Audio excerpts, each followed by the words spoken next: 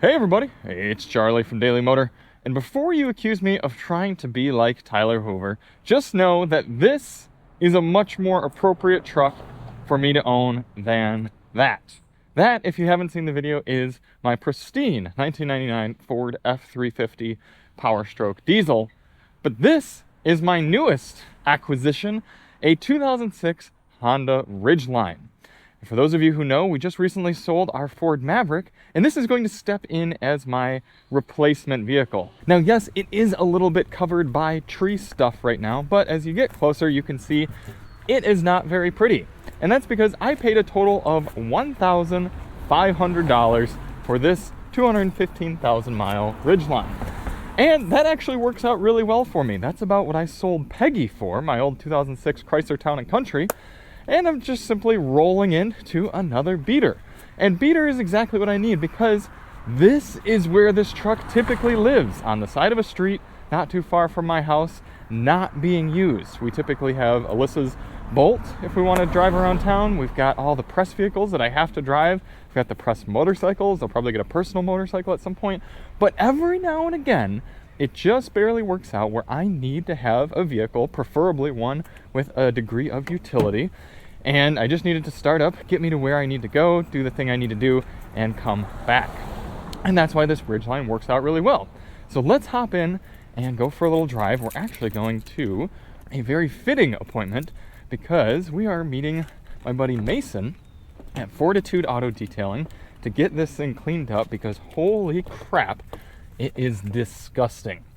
I wish y'all could smell through YouTube.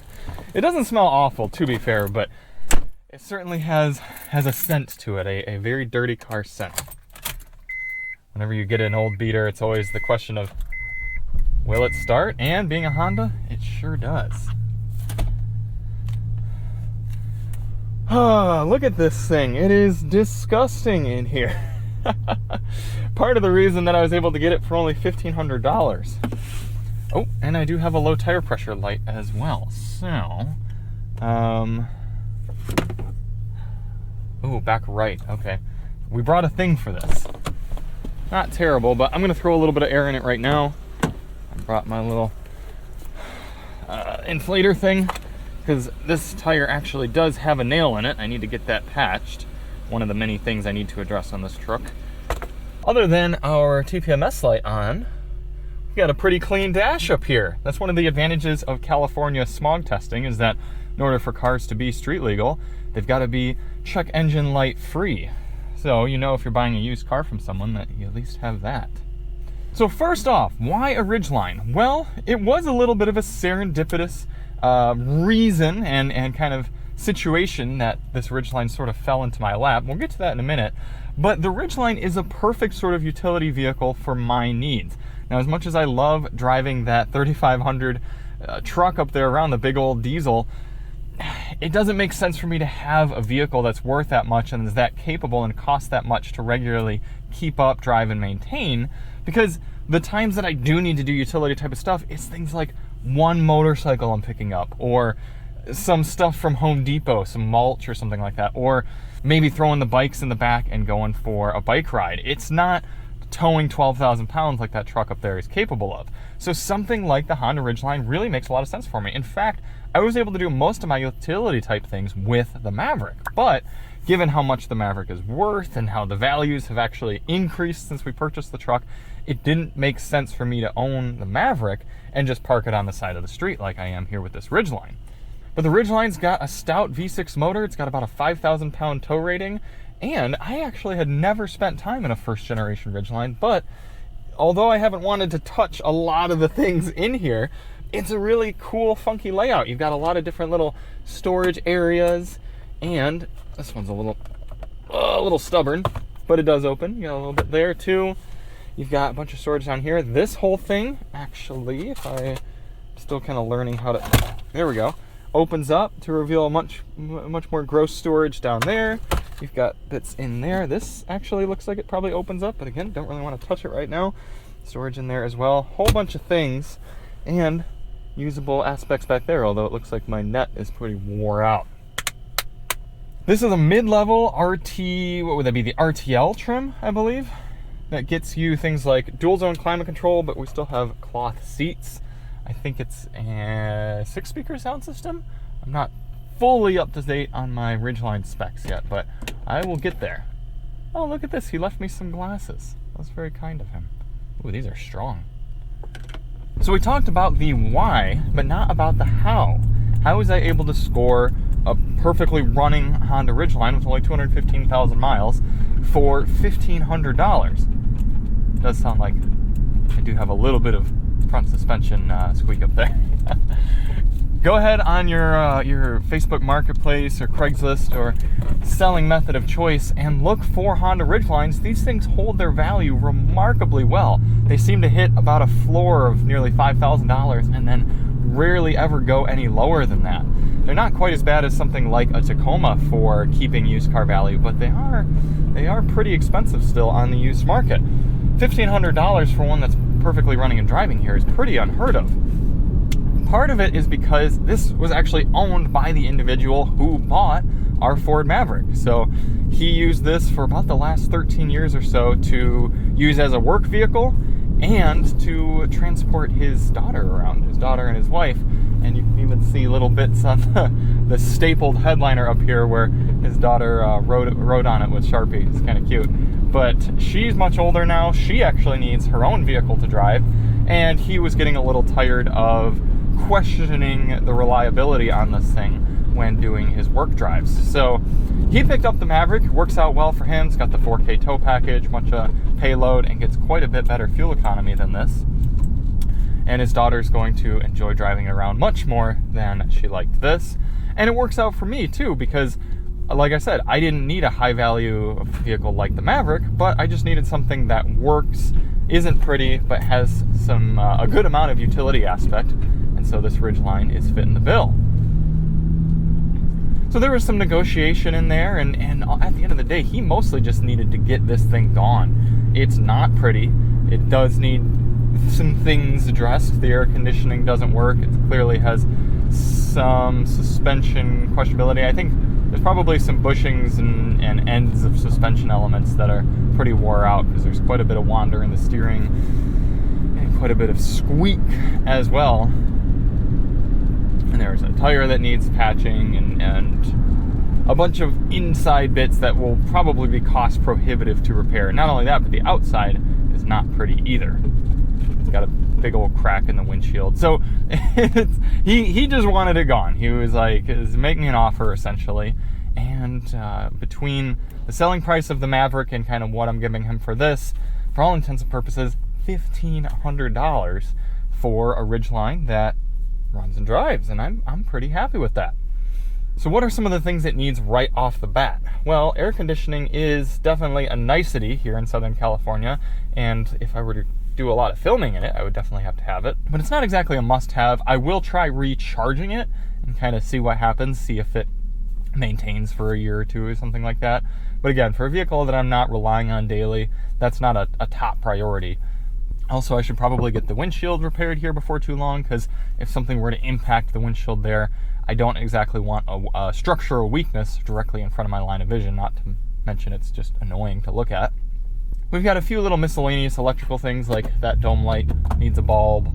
The electronic locks don't work, and I don't know if it's a fuse that's out or if the key battery is wore out. So I'll start by putting a new key battery in and then play around after that.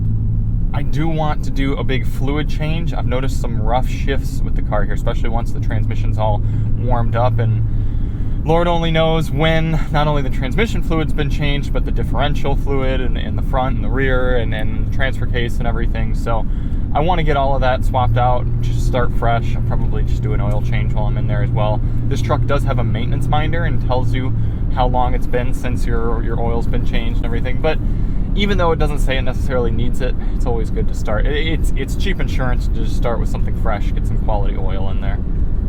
One of the biggest unknowns for me is this condition of the timing belt. Now, I asked the owner when the timing belt was last changed, and he didn't exactly know, and It didn't quite seem like he understood the difference between the timing belt and the serpentine belt. Not necessarily a great sign. This truck has 215,000 miles, and they recommend the timing belt be changed every 100,000 miles.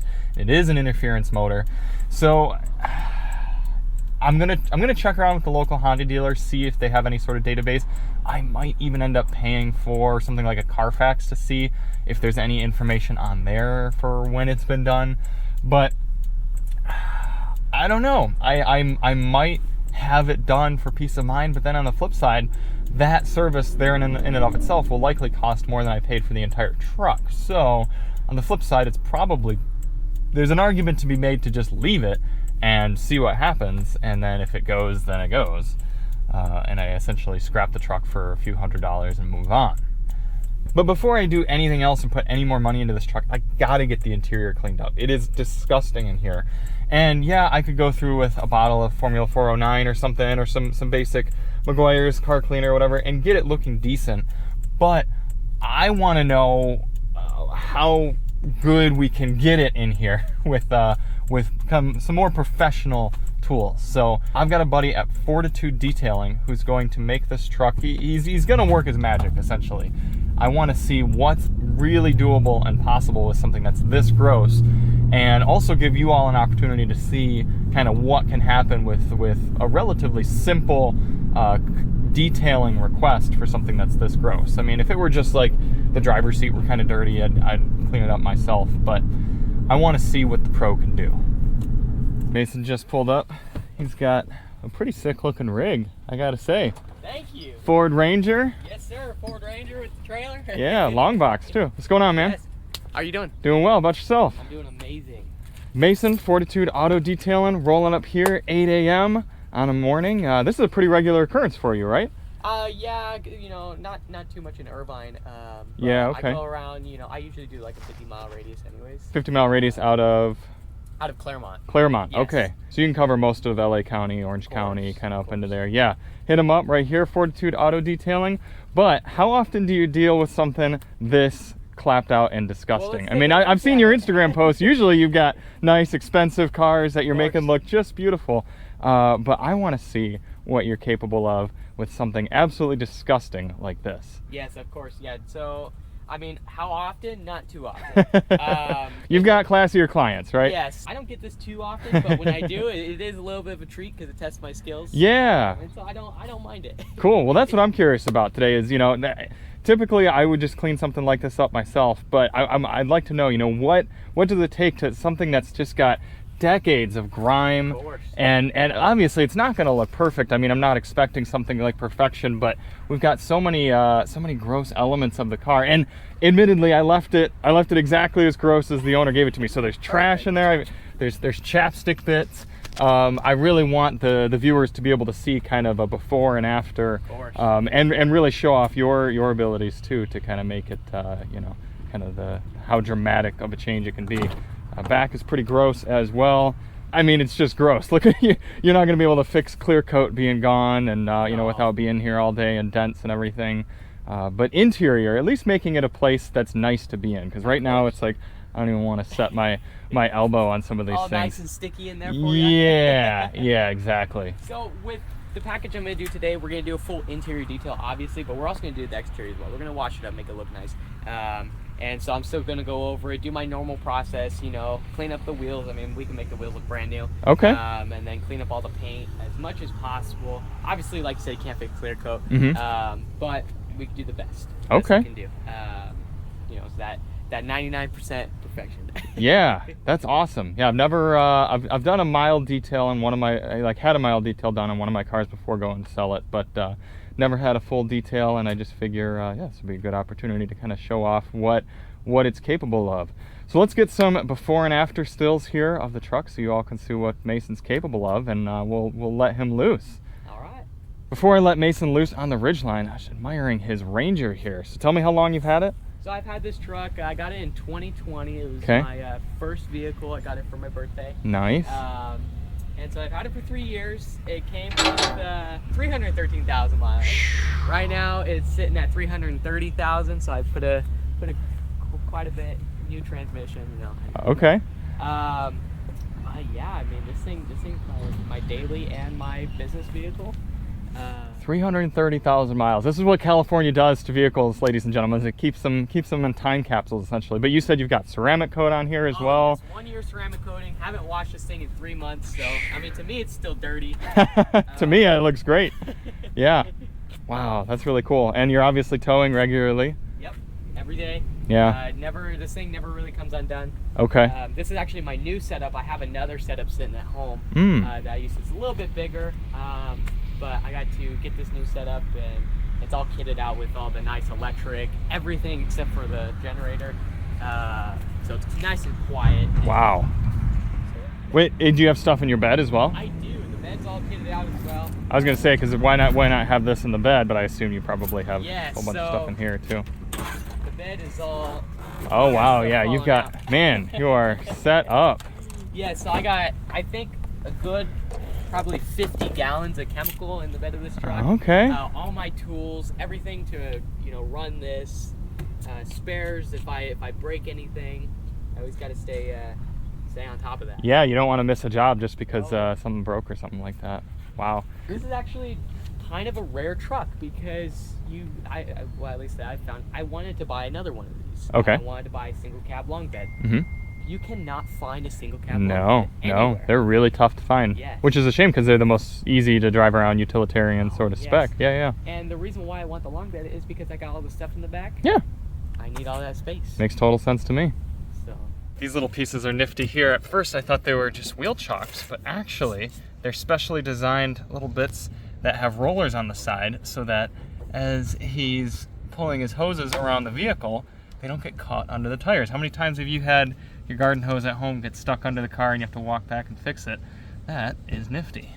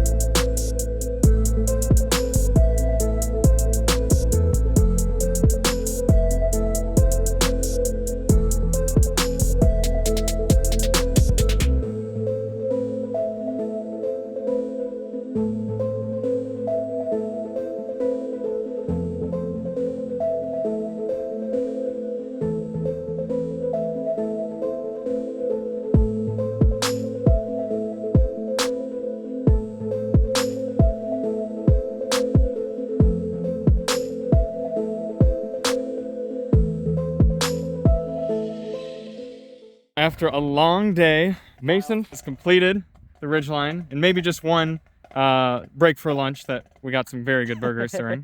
Yes, we and did. we have been joined by a snare drum player, but we're gonna let him continue practicing because we encourage that. I have not yet seen the inside, and I know it was a tall order, and there were rips and some stains and stuff you weren't gonna be able to get. But do you feel good about it? You feel decent about it? I feel good. Okay. Yes and no. So for me, I'm a perfectionist, and I try to work on trying not to be a perfectionist, but at the same time, it's a good thing. It's a good thing to be a perfectionist. But there are just some things that I physically cannot fix. Like this truck is what, an 06? 06, 07? Mm-hmm. I mean, this truck is well over a decade of years old. And we're looking at some major stains from the last person that had this vehicle. I mean, obviously, we can already see from the outside that they didn't really take good care of the outside. So I mean, you couldn't expect any less from the inside. So. Right. No miracles. But no miracles. Even just starting on the outside, look what you did with these wheels. Saying that he had to step up from a 5-to-1 dilution that he usually uses with acid and water all the way up to just straight acid. Yes. To get all the years and years of grime. We're starting to think the owner simply did not ever wash this truck. Let's open this up and see what you think. Yeah. So remember, this thing was so gross inside that Alyssa didn't even like being in it. And let's take a look now. Ooh. I wish you guys could smell it now because it smells so much better than it did. Actually smells like cleaning equipment. look at that. He's got the floor mats out right now, getting them all power washed. Look, I can actually touch my inside plastic bits. I didn't even want to play around with these earlier. This is all trash, so we can get rid of that. Okay, yeah, I didn't know what you wanted to do with that. Yep. Mason keeping things just in case. Yeah, look at down in there. I can actually access those things. Oh, CD holders. I didn't even know it was in there before. Cool. All right, and this is actually a uniform color now. It was really harsh on one side and then kind of dirty on the other. And then coming in back here. Wow, huge improvements. Let's lift this up for you. Okay. Hey. Cool, dude. That had to have some satisfying times of like just getting in there and just watching the dirt go away. Yes, being able to remove a good percentage of it. Yes, I was very satisfied, especially from where it came from. I mean, yeah, it was definitely a job though. Mason was working on it earlier and said he was cleaning off the steering wheel and the horn started and actually didn't stop. For like 10 minutes. For like 10 minutes, it was just straight blaring the horn. There's people over here like looking at me like, dude, are you crazy? Why do you got the horn blaring? I'm like, well, hey, I can't fix it. I'm sorry. Right. Yep. Someone else's crappy truck, not mine. Nice. Dude, this is huge, being able to do that. If you're someone who regularly doesn't keep up on keeping your car clean, especially if you got kids or something like that, do it for yourself a few times a year or something. Hit up a detailer. Hit up Fortitude. Sure. Is it Fortitude Auto Detailing or just Fortitude Detailing? Fortitude Auto Detailing. Hit up Fortitude Auto Detailing if you're in the general LA, Orange County area. He will hook you up. And then the outside, I mean, we did the best we could. Yes. I know you made it look a lot better, and you were telling me that you've got some bits that would have cleared up the headlights really clean. Of course, yeah. So I have a headlight restoration kit that I use. I go in and do a wet sand process, and then I actually buff out those sanding scratches, and it brings them back to like clear. Basically, you know, saving you the money from having to buy new headlights. Yeah. So I could restore those. Some of this paint can be restored. Sure. Obviously, the faded clear coat, the peeling clear coat, I had clear coat flakes coming all over me. I can't fix that because you can't without a repaint. But like, you did get those sticker things off for me, so the windows are looking good. Yeah, this cleaned out. Awesome. All right, so I am going to thoroughly enjoy this Ridgeline more now that it's a pleasant place to be inside. It's not going to look perfect on the outside, but Mason did an awesome job here, making it much more livable. And yeah, it's the benefits of a detail, both regularly to kind of keep up on things, because you obviously charge much less if it's just kind of a routine. Of course. You said you've got clients who you do kind of every few weeks. Yes, of course. Keep their stuff up to date. That's obviously much lower, but you know, it's going to be a little steeper to do something as bad as this. Yes. But I'm really happy. And what you guys all can do, if you're not located in the general area or can't justify getting your car detailed, hit up Fortitude Auto Detailing on Google Maps and give them a 5-star review. Also check them out on Instagram and TikTok. You can see them on there. You've been in business since pretty much the day you turned 18, right? Like starting everything up and working hard, and you're still 18. Yes. And you're out here grinding in the heat. He's been out here all day working on my stuff, and he'd be out working on yours too. So big shout out, support him. And yeah, awesome. Thank you, man. Thank you. Really I appreciate it. Yeah, Yeah. I appreciate the work today. I booked you out the whole day to come out here and do this for you and make it, get it, like I said, the best I can get it. And I was happy. It really tested my skills today. I love doing stuff like this. My favorite's doing like those higher and, those. Sure. Yeah. I've seen some cool ones on your Instagram. But yeah. I'm telling you, when you do a detail like this, it really proves whether you can detail or not. That's a good point. So it's just like, and I'm not saying I'm perfect. I'm still learning. Yeah. I've been in business since December. Fortitude has been in business since December. And you've been doing it for a while though, right? I've been doing it since I was like 8 years old. So I got a lot of experience, but just learning new techniques, learning from other people, learning, constantly learning. Sure. It's just every single day. Awesome. And so I got to learn some new chemical combinations and some new tricks that I use. And awesome, man. I really appreciate it. So make sure to hit him up for any local LA car detailing needs. LAOCIE. I do Yeah. a 50-mile radius to Claremont. Uh-huh. So even if you're all the way out in Temecula, I come to you. Sweet. And he'll show up in his sweet Ford Ranger. Oh, yes. Yeah. If it doesn't break down. Right. Cool, man. Awesome. Well, we're going to let the snare drummer continue, and I'll wrap up the ownership intro here down a little bit further away. We'll let Mason get cleaned up. Sounds good. Again, I'm even impressed that Mason was willing to tackle this thing when he saw how bad it was, but he really did the best he could given the situation, and I'm happy to step into my life of Ridgeline ownership, having it be a lot less gross. So my plan with the truck is to mostly have it as a spare vehicle. That's kind of what I was saying at the beginning. That's the plan with it. I love the utility aspects of the first gen Ridgeline. It applies to the second gen too, but it's just so neat and nifty to kind of be able to put the seats up, down, have room back here for adults. Looks like we need a little replacement for some of the air vent slats there. A little bit broken. Wonder if that 12 volt outlet works. I'll have to test that out. You can see I'm already utilizing the bed for bike things. The bike actually fits in here. I guess it technically fit in the Maverick bed as well, but not with the tonneau cover. So this fits a little bit more ease, and oh shoot, I guess I shouldn't have pulled that, but getting it out is much easier because I can climb right up in here. Don't have to reach over a tailgate. One of the Ridgeline's party pieces. All things considered, not too bad of shape. I know we've got some mismatched tires, and these rears are getting down on the low side, so I might have to address those. And another thing I definitely have to address is that timing belt situation and the fluids inside of it. But for now, I am happy because I got myself an in-betweener truck. And my first Honda automobile. I've had Honda motorcycles, but no Honda automobile. The Topher got an S2000, so I just had to compete with them in mid-2000 Hondas. So thank you all so much for watching. Stay tuned for what we end up doing with the Ridgeline. I'm sure I'll be pushing it in some of the off-road stuff. I'm sure I'll be pushing its limits to kind of see what it's capable of at 215,000 miles. Like I said, be sure to drop a follow and a like and a 5-star over at Fortitude Auto Detailing. Really appreciate him making this thing livable inside. Let's take one more look at the interior. It's a little unhappy because my back window is open. It lets you know, which the back window is actually powered right here, but it lets you know if you've left it open, which is, I guess, is a good thing. Now we can actually see the condition of these seats. Still a little rough, but he got them sanitized and more pleasant to be in. That's how you pop open the gas filler right there. Interestingly, cruise control on these Ridgelines, you turn it on down there and then enable it on the wheel. Wow, he actually got these buttons not so grimy as well.